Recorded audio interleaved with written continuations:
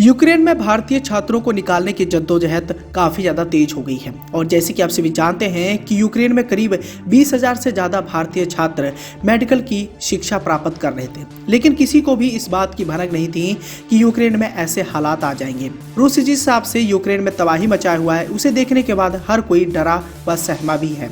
पिछले करीब 8 दिनों से लगातार यूक्रेन पर बमबारी की जा रही है और रूसी सैनिक हर कीमत पर यूक्रेन पर कब्जा करना चाहते हैं, लेकिन यूक्रेन भी रूस को करारा जवाब दे रहा है। यूक्रेन है कि वो हार मानने को तैयार नहीं, वहीं दूसरी ओर पुतिन पूरी तरीके से अपना जोर शोर लगा रहे हैं। अब बात करें भारतीय छात्रों को यूक्रेन से सही सलामत निकालने की, तो जैसे कि आप सभी जानते हैं कि भारत सरकार ने इसके लिए पुख्ता इंतजाम किए हैं और आपने भी कई सारी ऐसी वीडियोस और कई सारी ऐसी खबरें भी पढ़ी होंगी जिसमें यह बताया गया कि किसी बस या किसी पब्लिक ट्रांसपोर्ट पर भारतीय फ्लैग लगा रहता था तो उस पर ना ही यूक्रेन के सैनिक और ना ही रूस के सैनिक उस पर हमला करते थे और इस तरह भारतीयों का लोहा पूरी दुनिया ने माना था। इतने नहीं, नेपाल और पाकिस्तान के छात्रों को भी सही सलामत निकालने की जद्दोजहद की जा रही है। हालांकि इस बात में भी कोई शक नहीं है कि रूस भारत का पुराना दोस्त है और पुतिन भारत के साथ रिश्ता बिल्कुल भी खराब नहीं करना चाहते और इसीलिए तो भारत ने भी रूस के खिलाफ अपना कोई अलग रवैया नहीं रखा है।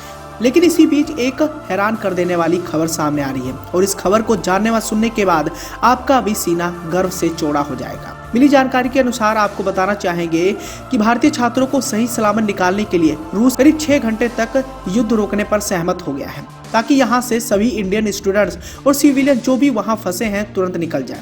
खार्किव में इंडियन स्टूडेंट्स को यूक्रेन सेना की ओर से मानव ढाल बनाने के रूस के आरोपों के बीच भारत के लोगों के लिए राहत की खबर मानी जा रही है। रूस की तरफ से कहा गया है कि 6 घंटे की गैप वहां फंसे भारतीय लोगों को सुरक्षित खार्किव से निकालकर यूक्रेन के आसपास के देशों के बॉर्डर तक पहुंचाने के लिए दी जा रही है। मीडिया रिपोर्ट्स के अनुसार यूक्रेन के शहर खार्किव में अभी भी हजारों स्टूडेंट्स फंसे हुए हैं। हालांकि भारत सरकार लगातार एयर इंडिया, स्पाइस जेट समेत अन्य एयरलाइंस के जरिए इनकी वतन वापसी सुनिश्चित कर रही है। इधर ही भारतीय वायुसेना का C-70 भी ऑपरेशन गंगा में जुड़ गया है।